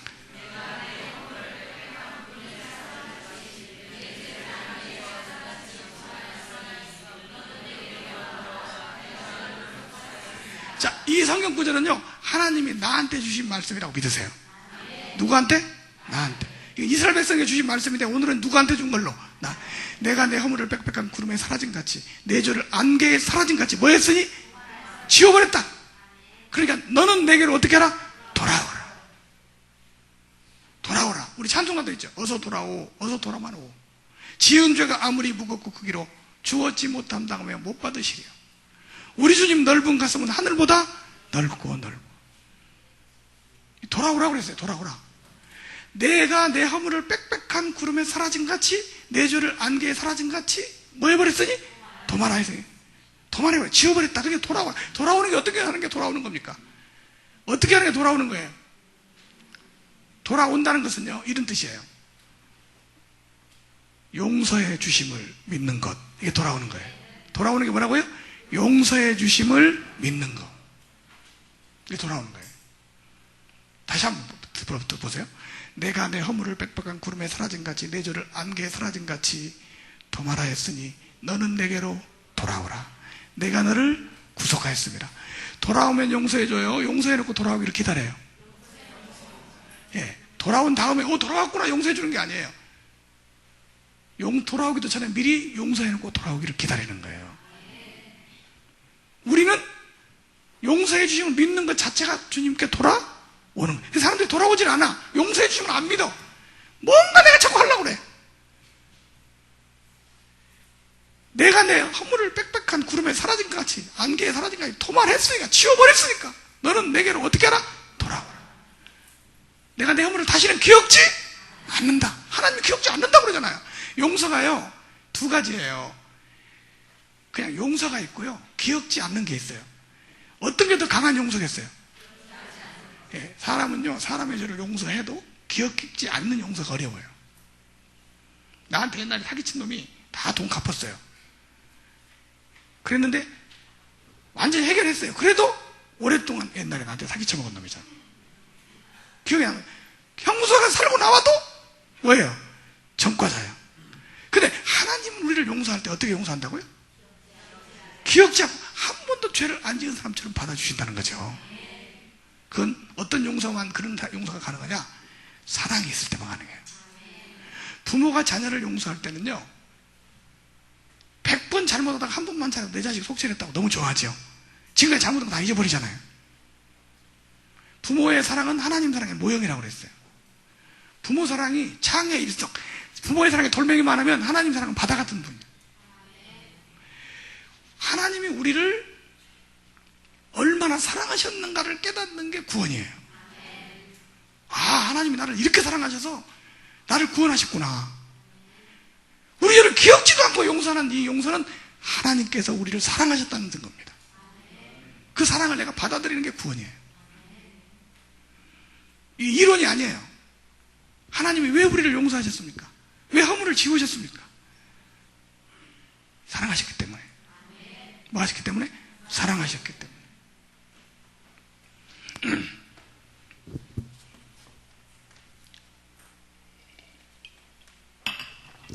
하나님께서 여러분들을 정말 사랑하셨다고 믿습니까? 용서받았다고 믿습니까? 한번 따라하세요.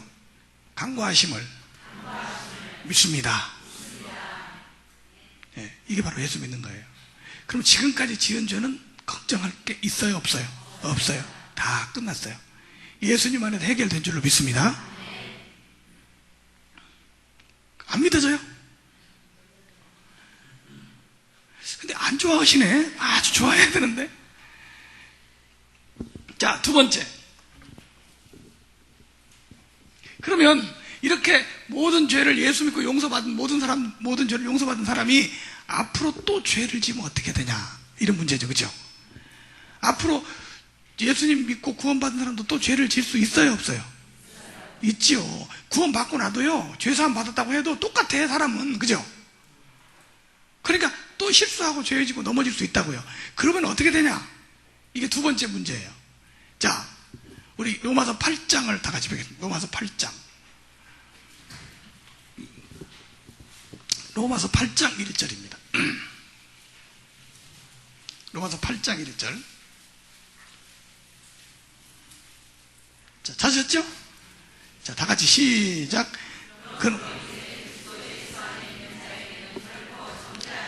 그리스도 예수 안에 있는 자에게는 결코 뭐가 없다? 정죄함이 없다. 여러분, 예수 안에 있는 사람에게는 결코 뭐가 없어요? 이게 보세요. 예수님 안에 있다는 것은 무슨 말이냐면 예수님의 용서를 믿고 받아들인 사람이에요. 여러분, 예수님이 나를 용서하셨다고 믿습니까? 이런 사람에게는 결코 뭐가 없다? 정죄가 없다. 정죄란 말은 예를 들면 도둑질 했으면 넌 절도죄다, 이게 정죄하는 거잖아요. 근데 정죄함이 없다는 말은 죄인이라고 안 한다, 그 말이에요. 이제 이 사람이 혹시 죄를 짓더라도 죄인이라고 안 한다는 거예요. 결코 없다는 거예요. 어떻게 그렇게 될 수가 있냐? 그 다음 절에 2절.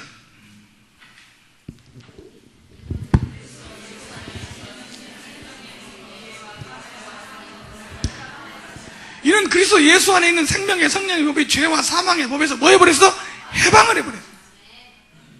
이 해방받은 사람이, 생명의 성령의 법으로 해방된 사람이 예수 믿는 사람이에요. 그러면 어떻게 해방되냐? 해방되는 방법, 그 다음 절에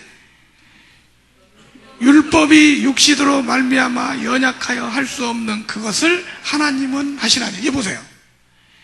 우리가 죄를 안 짓고 살아야 되는데 우리가 연약하니까, 육신이 연약하니까 율법을 다 지키고 살 수 없더라, 그 말이에요. 그 말은 율법이 육신으로 말미암아 연약하여 할 수 없는 그것을. 그러니까 사람인 육신이 연약하니까 완벽하게 할 수 없어요. 근데 누가 해야죠?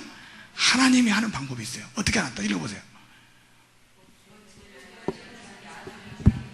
여기 누가 나옵니까? 곧 자기 아들, 이게 누구죠? 예수님을 어떻게 했어요? 죄 있는 육신의 모양으로 보내요.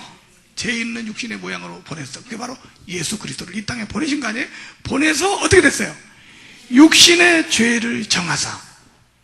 여기서 이 로마서 8장에서 가장 중요한 단어가 있는데 이런 말이에요. 죄를 정하사. 이 단어예요. 자, 여기 보세요. 저를 보세요. 자, 이제 예수님이 십자가에 달려 돌아가심으로 우리를 죄를 속죄하시고 구원하셨다. 이 내용을 전하는 게 복음인데, 요거를 구약 시대에서는 어떻게 했습니까? 제사를 드려서 그 의미를 표현했잖아요. 양이 죄를 짊어지고 죽는 모습이 예수님 십자가에 죽는 모습을 보여주고 있었잖아요. 이거를 예표라고 합니다. 예표, 미리 보여주는 거예요. 그러면 예수님이 우리 죄를 속죄하는 모습을 가장 명확하게 잘 설명할 수 있는 방법이 제사 문제예요. 그 제사 중에서도 죄를 용서받게끔 하는 속죄제라는 제사가 있어요. 무슨 제사예요? 속죄제. 속죄제를 어떻게 드리냐? 어떤 사람이 죄를 지었어요. 죄를 지었으면 제사를 드려야지. 제사를 안 드리면 돌에 맞아 죽어. 그럼 안 죽으려면 어떻게 하냐? 양을 끌고 와. 양을 한 마리 끌고 와요. 그럼 어린 양 한 마리를 끌고 가서 제사장한테 가지고 와요. 그럼 제사장은 어떻게 하냐? 양을 한 마리 딱 끌고 오면은 제사장은 성막 문 앞에서 안수를 해요. 안수라는 말은 머리에 손을 얹는 게 안수죠. 근데 먼저 죄인의 손을 양의 머리에 얹어놔요. 그리고 그 위에다가 제사장의 손을 얹어요. 그리고 이렇게 기도를 해줍니다. 오늘 이 사람의 죄가 양에게로 갈지어다. 그럼 죄가 어디로 왔어요? 양한테 왔죠. 그럼 이 사람이 죽어야 되는데 이 사람 대신 죄를 이 사람이 짊어지고 자기가 양이 대신 죽어요. 제사장이 양을 죽여서 양의 피는 제단 곁에 뿌리고 쏟고 그 다음에 양의 몸은 불태워요. 그런데 이 제사에서 여러 가지 제사 드리는 방법이 복잡한데 가장 중요한 게 있어요. 안수하는 거. 뭐 하는 거예요? 안수라는 것은 우리 사람들도 안수하잖아요. 이렇게 환자들이 있으면 안수하죠. 안수가 뭐냐면 나하고 이 사람하고 하나다 이 말이에요. 이게 안수예요. 그러면 양하고 나하고 하나다 그러니까 내 죄가 어디로 간 거예요? 양이요. 양이 죽는 건 내가 죽는 거고 내가 죽는 건 양이 죽는 거야. 그러니까 양한테 안수해가지고 나하고 일치시켜서 죄를 옮겨놓는 거예요. 이때 양의 머리에 죄를 옮겨놓아서 양이 내 대신 죽는 게 속죄인데, 이때 양의 머리에 죄를 옮겨놓는 이 안수를 할 때 뭐라고 하냐면 이런 말을 써요. 양에게 죄를 정한다. 이래. 누구에게 죄를 정해요? 양한테. 그런데 세례 요한이 예수님을 딱 보자마자 이런 말을 했어요. 세례 요한이 보라 세상 죄를 지고 하는 하나님의 어린 양이로다. 구약에 그렇게 죄를 지고 죽어가는 많은 양들을 대표해서 예수님을 어린 양이라고 말했어요. 세상 죄를 지고 하는 하나님의 어린 양. 여러분 오늘 예수 믿을 때요 이렇게 믿어야 돼요. 예수님은 세상 죄가 아니라 누구의 죄? 나의 죄를 지고 가시는 하나님 어린 양으로 믿어야 돼요. 그래서 예수님이 십자가에 달려 돌아가실 때 누구의 죄를 위해서 돌아가셨죠? 나의 죄를 위해 돌아가셨어요. 근데 그때 잘 보세요. 오늘 여러분들 한번 생각해 보세요. 예수님이 십자가에 달려 돌아가시면 2000년 전이죠. 그죠? 2000년 전에 십자가에 달려 돌아가시는데 우리 임유아 씨 잘 들어보세요. 오늘 죽느냐 사느냐 이 생사 갈림길이 걸렸죠. 그죠? 예수를 믿어야 되는가? 임유아 씨가 세상에 태어나서 죽을 때까지 일생이 있잖아요. 그죠? 몇 년도에 태어났죠? 56년에 태어나셨네. 나하고 동갑이네. 근데 56년에 태어나가지고 몇 년도에 죽을 거죠? 그거 모르죠? 한 몇 년도에 죽긴 죽을 거 아니에요. 그죠? 이렇게 태어나서 죽을 때까지 삶을 일생이라고, 일생. 근데 일생 동안 살면서 죄를 많이 지었을까요? 조금 지었을까요? 딴 사람들이 어떻게 알아요? 본인한테 지금 본 거지. 죄를 많이 지었겠죠? 근데 여기서 예수님이 십자가에 달려 돌아가실 때 하나님이 임유아라는 사람이 언제 태어나서 언제 죽을 것을 미리 아셨을까요? 모르셨을까요? 아셨죠. 그렇죠? 그리고 무슨 죄를 지을 것도 다 아셨죠. 근데 예수님이 십자가에 달려 죽을 때 이 모든 죄를 예수님 십자가에다 올려놨어요. 이게 뭐를 정하사? 죄를 정하사. 누구의 죄를? 나의 죄. 올려놓고 십자가에서 죽으실 때 이렇게 외쳤어요. 다 이루었다. 할렐루야. 그리고 그때 이 모든 죄는 십자가에서 해결된 줄로 믿습니다. 그래 믿습니까? 다시 한번 물어봅니다. 임유아 씨의 죄를 누가 짊어지셨어? 예수님이. 이게 바로 기독교 핵심 진리. 이거 안 믿으면 예수 믿는 거 아니고 이거 안 믿으면 이단이에요.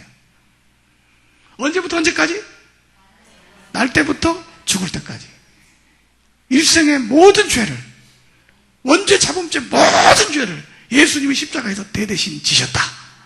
이렇게 믿습니까? 그때 예수님 십자가에 달려 돌아가실 때 그래 이 두 가지를 고백을 해야 돼. 보라 세상 죄를 지고 하는 하나님의 어린 양이로다. 이때 누구를 위한 거로? 나. 그래 한번 따라하세요. 나의 죄를 지고 가신 하나님의 어린 양.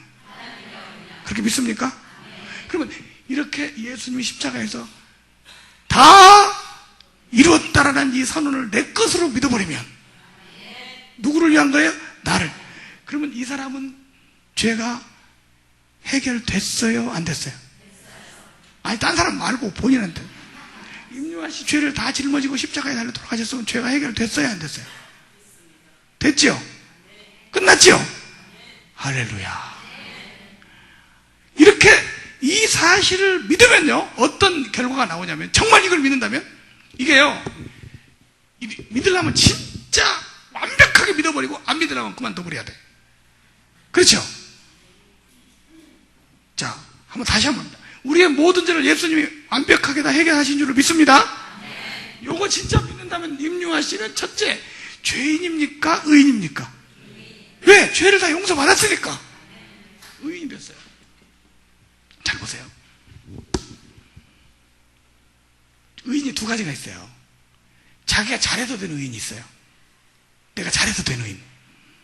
이 사람은 좀 잘한 거 아니고 교만하겠죠. 아, 내가 잘해서 의인이 됐다. 두 번째는 용서받은 의인이 있어요. 어떤 의인이요? 죄인이었어. 근데 용서받았어. 그래서 의인이 됐어. 이 사람은 두 가지 특징이 있어요. 첫째, 겸손이 있어요. 아, 나 같은 죄인 용서받았다. 두 번째, 감사가 있어요. 야, 나 같은 죄인을 용서해 주셨구나. 이게 의인이에요.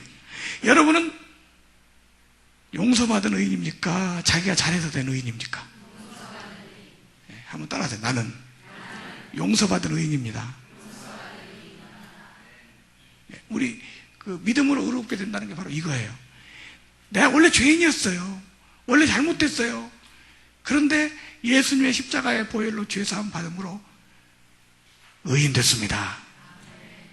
믿습니까? 한번 따라하세요. 나는 의인이다. 사단이 제일 싫어하는 게 예수 믿고 의인 된 사람을 제일 싫어한대요. 그러니까 사단이 싫어하는 말을 하려면 나는 의인이라고 고백하는 걸 아주 싫어해요. 나는 예수님 안에서 뭐가 됐어요? 의인이 됐어요.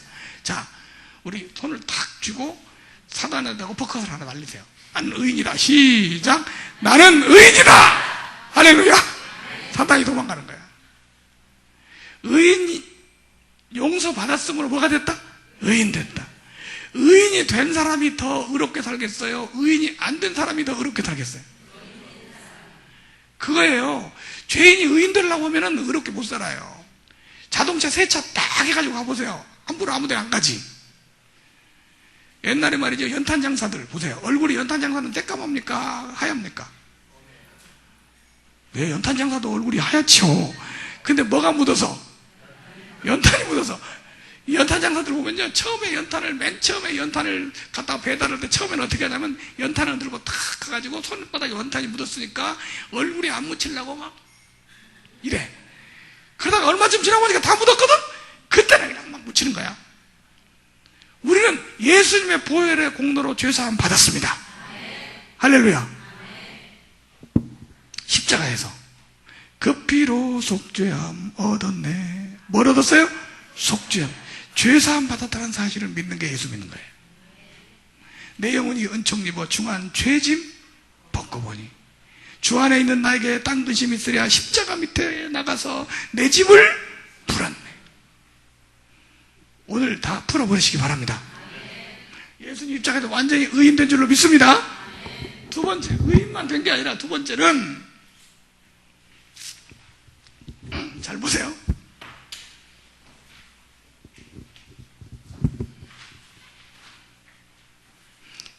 이 사람들이 제일 두려워하는 게 뭐냐면요, 한 번 죽는 것은 사람이 정하신 것이 그 후에는 심판이 있으리니 그러잖아요. 뭐가 있어요?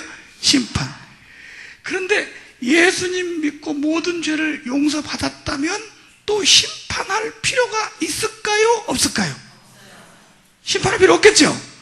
그래서 예수 믿고 구원받은 사람은 심판 면제입니다. 왜냐면 예수님이 대신 심판받았거든. 심판 면제. 근데 아멘 하는 분이 별로 안 계시는데, 다시 한번 우리 히브리서 9장 하나 보세요. 히브리서 9장. 히브리서 9장. 27절. 한 번 죽는 것은 사람에게 정하신 것이요 그 후에는 심판이 있으리니 이와 같이 그리스도도 많은 사람의 죄를 담당하시려고 단번에 들이신 바 되셨고, 한 번 죽는 것은 사람에게 정하신 것이요 그 후에는 뭐가 있다? 심판이 있는데 예수님이 이와 같이라는 말은 심판이 있는 것처럼 예수님이 내 대신 심판을 당하셨고 그 말이죠. 이와 같이 그리스도도 많은 사람의 죄를 담당하시고 단번에 들이신 바 되셨고 구원에 이르게 하기 위하여 죄와 상관없이 자기를 바라는 자들에게 두 번째 나타나시리라. 여러분, 예수 믿고 죄사함 받은 사람은요, 더 이상 그 사람에게는 심판이 해당되지 않습니다. 심판이 없으니까 영생이죠. 자, 우리 한번 요한복음 5장 24절을 다 같이 한번 다시 보세요. 요한복음 5장 24절.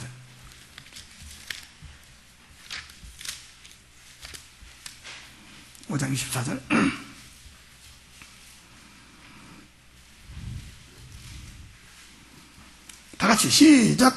내가 진실로 진실로 너희에게 이르노니 내 말을 듣고 또 나 보내신 이를 믿는 자는 영생을 얻었고. 영생을 얻었어요? 얻을 거예요? 얻었고. 얻었어요? 그 다음에 심판에 이르지 아니하나니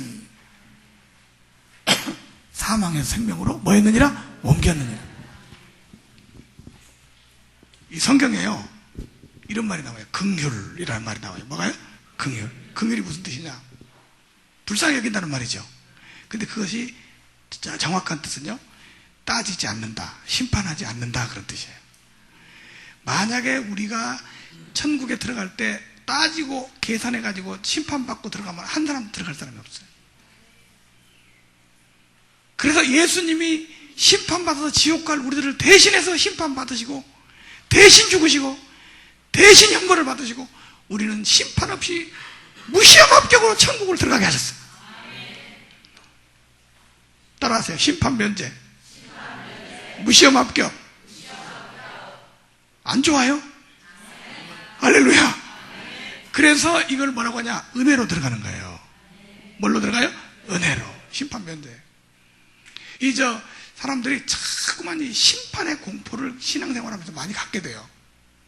그래서 이 구원의 확신이 없는 사람은 심판의 공포가 있어요. 제가 그 전에 우리 교회 처음에 온 분들을 모아놓고 이 구원 강의를 하는데 아주 은혜롭게 듣더니 심판이 없어졌다 이렇게 말을 하니까 갑자기 표정이 딱 굳어져요. 그래서 왜 그러냐 그랬더니 계속 나는 심판이 있다고 배웠는데요. 그럼 잘못 배운 거야. 구원 받았으면 없는 거야. 그래도 말을 안 통하더라고요. 그래서 내가 말이야, 자매는 혹시 주일학교 교사를 해봤나? 그랬더니 주일학교 교사를 해봤대요. 그래, 그럼 주일학교, 그때 이런 노래가 주일학교 유행됐었어. 혹시 아시나 몰라. 심판이 나에겐 없네. 그 노래 아시죠? 그러니까 안 돼. 한번 불러봐. 그랬더니 자기가 불러. 심판이 나에겐 없네. 예수 피로 내 죄 가리네. 잠깐 뭐가 없다고? 그랬더니 자기가 그 말이네. 자기가 노래를 부르면서도 알았어요, 몰랐어요? 대부분 그래요. 노래를 부르면서도 모르는 수가 있어요. 여기 지금 감리교회 목사님들 오신 분이 있는데 혹시 그 천안에 말이죠. 천안에 그 망향기도원이라고 감리교회에서 하는 기도원 있죠. 옛날에 제가 그 기도원에 가서 며칠 동안 너무 피곤해가지고 좀 쉬더라고 있을 때가 있었는데, 나이 많은 여자 전도사님 한 분이 그 기도원에서 관리를 하고 계시더라고요. 근데 잠을 자려고 하는데 그렇게 기도를 하는데 기도 소리에 잠이 안 와요. 기도 소리를 들어보니까 계속 이 노인 전도사님이 이런 기도를 하시더라고요. 하나님 옆에 갈 때가 다 됐는데 어떻게 내가 구원받을 수 있을까요? 이게 기도 제목이야. 이분이 보니까 기도를 들어보니까 아직 구원 못 받은 사람이죠. 그래서 안 되겠다 싶어서 일어나서 그 전도사님을 놓고 구원 상담을 했어요. 성경을 펴놓고. 너무너무 좋아하는 거야. 그럼 이분이 구원론을 듣고 나서 하는 말이, 목사님, 이제 내가 알았어요. 뭘 알았는데? 그랬더니 자기가 나이가 먹어서 죽을 때가 되니까 이제 내가 구원을 받아야 되겠다고 하는 생각이 있어서 그 기도원 앞에 있는 바위가 있는데 새벽마다 거기 가서 바위 위에서 기도를 한대요. 근데 이상하게 기도를 하려고 그러면 찬양 소리가 나온대요. 찬양 나오는데 이렇게 나오는 거예요. 속죄함, 속죄함. 다른 뭐 가사도 안 나오고 꼭 후렴 거기만 딱 나오는 거야. 주 예수 내 죄를 속했네. 요거. 그 기도를 끝나고 오면 그 소리가 딱 안 들려요. 또 기도 가서 앉으면 그 소리가 들려요. 그 소리가 무슨 뜻인지 알지를 못했어. 근데 성경 오늘 말씀을 들어보니까 예수님의 피로 속죄함 받아서 구원받은 거잖아요. 그 찬송을 평생을 부르고 그 다음에 기도할 때마다 그 찬송이 들렸어도 그 의미를 몰랐단 말이에요. 그런 사람 많아요. 우리 찬송가 불러도 의미를 모르고 부르는 경우 많죠. 저도 그랬어요. 저도 구원받기 전에는 정말 그게 안 느껴지는 거예요. 내 영혼이 은총 입어 중한죄지 벗고 죄짐을 벗었어야 그 찬송이 해방이 되죠. 그렇죠? 속죄함 받았고 나서 속죄함을 널리 부르니까 전부 찬송이 그렇게 되어 있잖아요. 주 나의 죄 다 씻은 날, 주의 말씀 받은 그날, 속죄함, 속죄함. 주 안에 있는 나에게 딴 것이 미스터리야. 십자가 밑에 나가 내 짐을 풀었네. 내 주와 맺은 언약은 영불변하시니. 여러분, 이 찬송 가사가 살아서 옵니다. 속죄함 받은 사실 하나만 정확하게 믿으면. 속죄 받았습니까? 심판 뭐라고요? 면제. 할렐루야. 그러다 보니까 어떤 문제가 생겼냐. 세 번째는 어떤 결론이 오냐. 의인되고 심판 면제되니까 뭐가 생기냐. 천국을 확실히 가겠어요? 못 가겠어요? 잘 보세요. 천국이 있고 지옥이 있는데 천국을 가든 지옥을 가든요 차비가 있어야 가는 거야. 요즘 기름값 비싸잖아요. 천국 가는 차비는 의이고 지옥 가는 차비는 죄입니다. 그런데 죄인은 다 어디로 가요? 지옥으로. 근데 오늘 말씀을 통해서 나의 모든 죄는 십자가에서 다 속죄 받은 줄로 믿습니다. 확실합니까? 그러면 차비가 있어야 지옥을 가지. 이제는 지옥을 가고 싶어도 못 가는 운명이 됐어요. 할렐루야. 그리고 꼼짝없이 어디 가요? 천국 가요. 할렐루야. 한번 따라하세요. 예수 믿고 팔자 고쳤네. 어디 가지? 천국 갈, 지옥 갈 사람이 어디 가니까? 천국 가니까. 할렐루야. 우리 주만 믿으면 모두 구원 받으며 영생복락 멸류관 확실히 받겠네. 어떻게 받아요? 확신.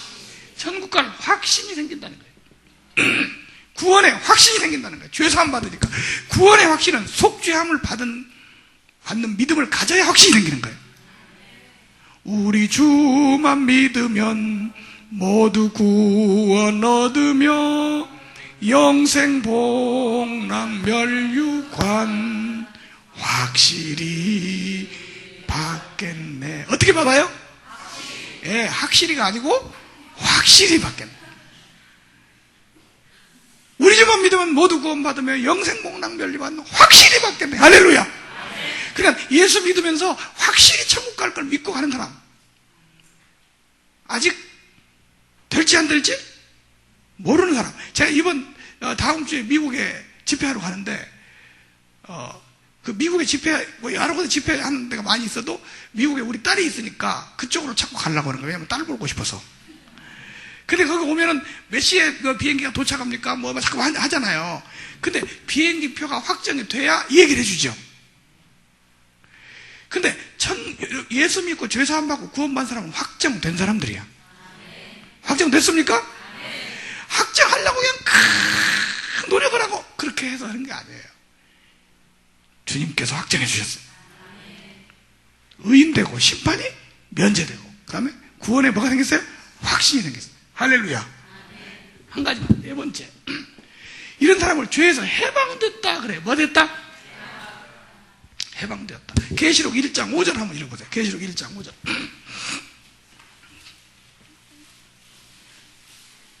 계시록 1장 5절. 자, 계시록 1장 5절 다 같이 시작.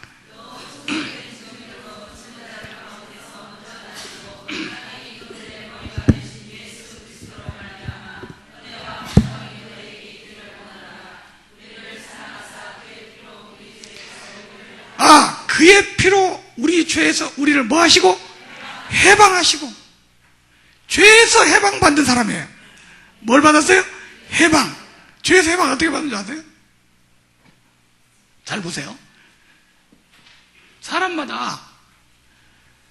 사람마다 다 예수님을 만나는 때가 있어요.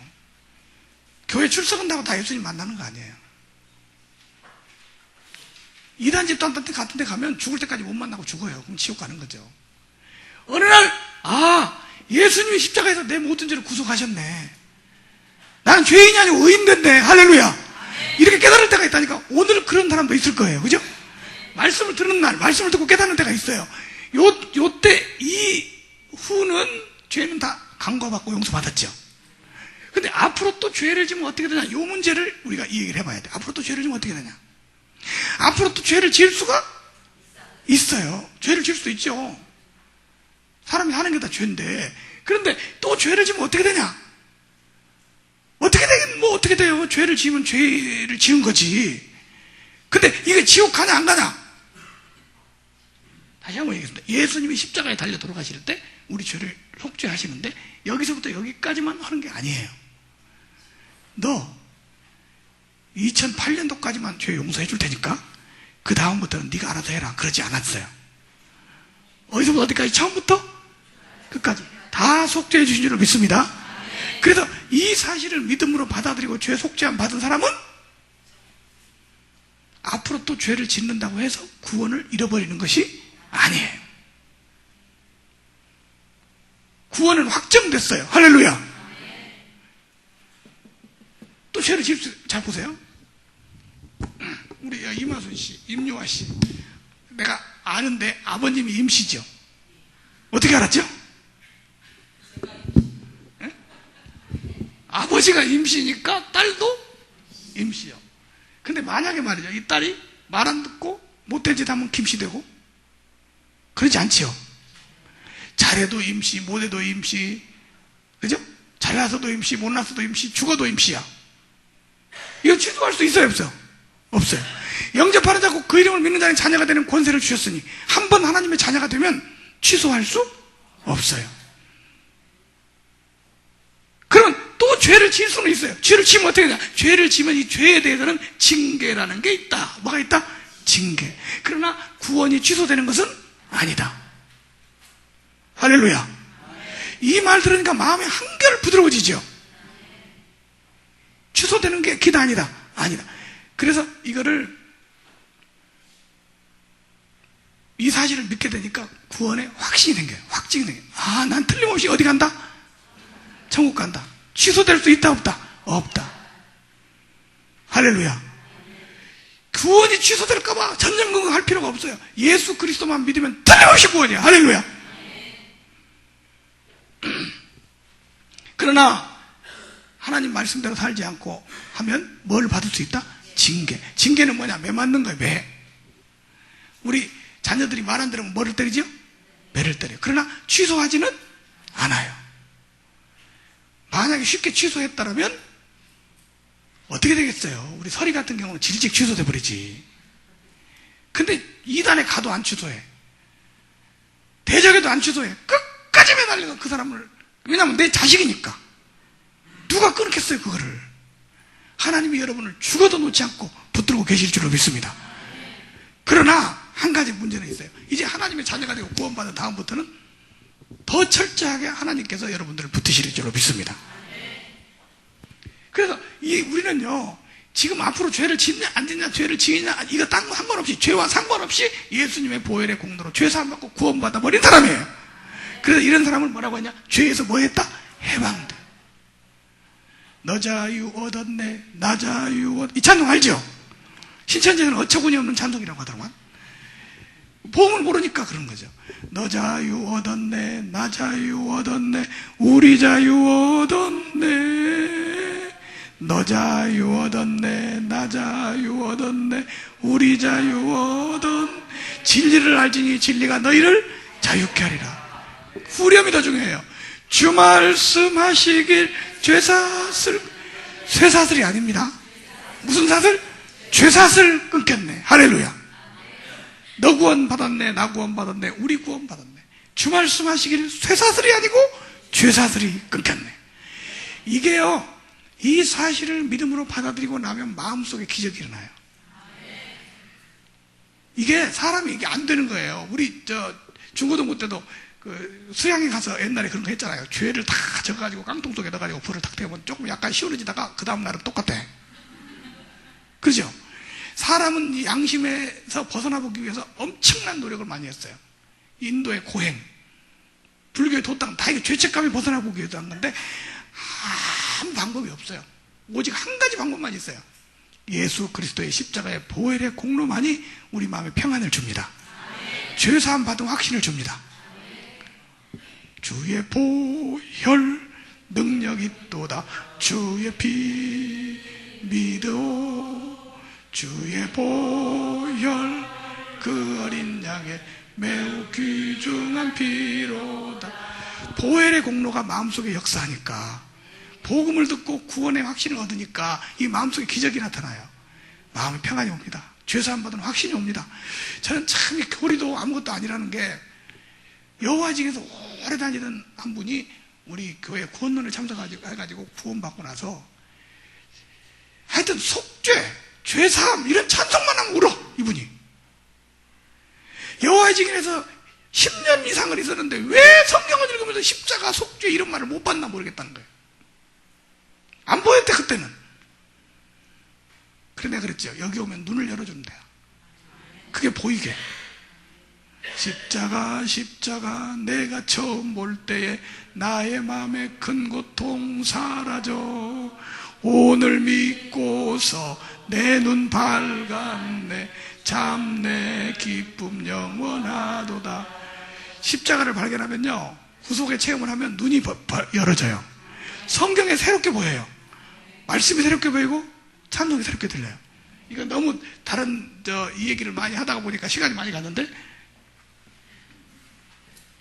자, 죄에서 어떻게 됐다고요? 해방됐어. 자, 이제 마지막 한 가지만 더 얘기하겠습니다. 우리가 보통 은혜라는 말을 많이, 은혜라는 말을 많이 하지요. 은혜가 무슨 뜻이죠? 뭐 교회 가면 은혜 받았다 이런 말 하는데, 은혜가 무슨 뜻입니까? 은혜가 무슨 뜻인가? 원래 이게 이 말이 무슨 뜻인지 알려면 반대말을 알면 쉽죠. 은혜의 반대말은 싹이에요. 싹. 그러면 잘 보세요. 어떤 사람이 열심히 노력하고 율법도 잘 지키고 비유도 잘 풀고 막 해가지고 구원을 받았어요. 은혜로 받은 거예요? 싹으로 받은 거예요? 싹으로 받은 거죠. 자기 해서 받았으니까. 근데 아무것도 못했어. 근데 구원해줘 버렸어. 은혜예요? 싹이에요? 은혜. 여러분, 우리가 구원 받을 때 은혜로 받아요? 싹으로 받아요? 은혜로 받죠. 그래서 교회에 오면 은혜라는 말을 그렇게 많이 써요. 우리 로마서 4장 4절 보겠습니다. 로마서 4장 4절.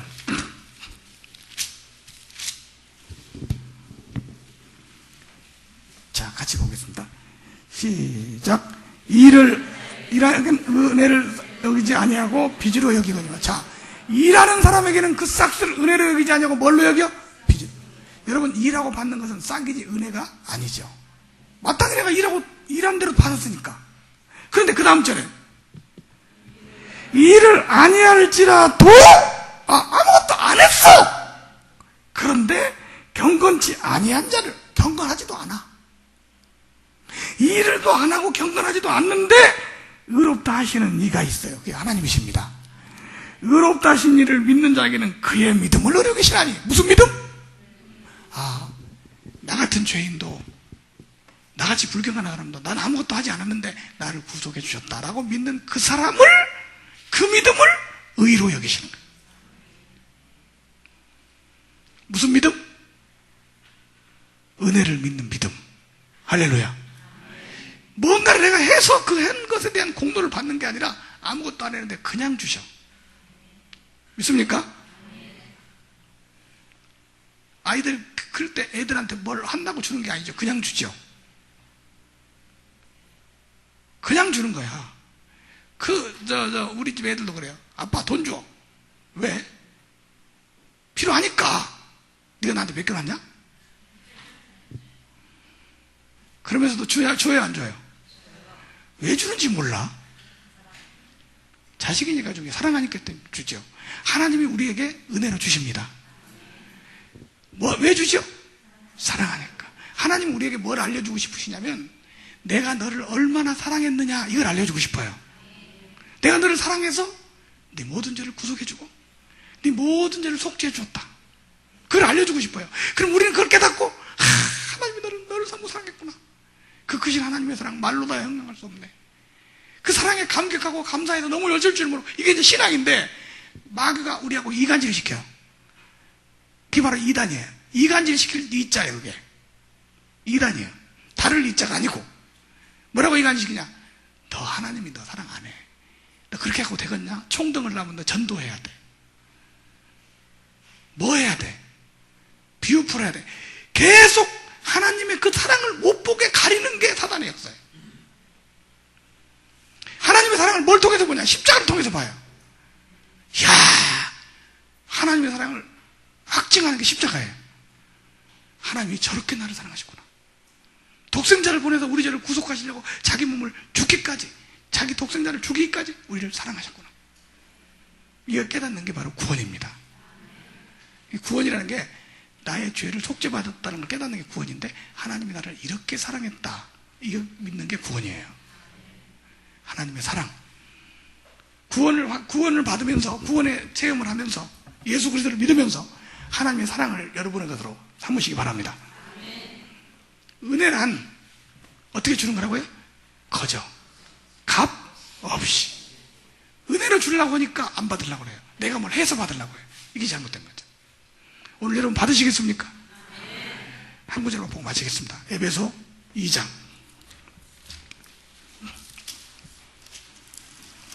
에베소 2장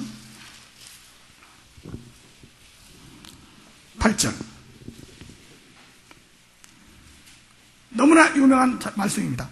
너희가 그 은혜를 인하여 믿음으로 말미암아. 너희가 그 은혜를 인하여 뭘로 말미암아? 은혜를 베푸는데 또 믿어야 되는 거예요. 믿음으로 말미암아 구원을 얻었나니. 얻었어요? 얻을 거예요? 얻었어요. 구원을 얻었나니 이것이 너희에게서 나는 것이 아니요 하나님의 선물이라. 행위에서 난 것이 아니니 이는 누구든지 자랑치 못하게 함이니라. 은혜는요, 구원을 받았다고 말할 수 있어요. 거저 주는 거니까. 근데 내가 뭘 해서 받으려면 아직 받았다고 못하죠. 해봐야 하니까. 여러분, 구원을 받았어요? 받을 거예요? 받았어요. 할렐루야. 뭘로 받았어요? 은혜로. 은혜니까 받았다고 말하는 거예요. 은혜가 아니고 받았다고 못하지요. 나 같은 죄인 살리신 주 은혜 놀라워 잃었던 생명 찾았고 광명으로 얻었네. 여러분 구원 받았습니까? 구원 받았으니까 여기서 마치겠습니다.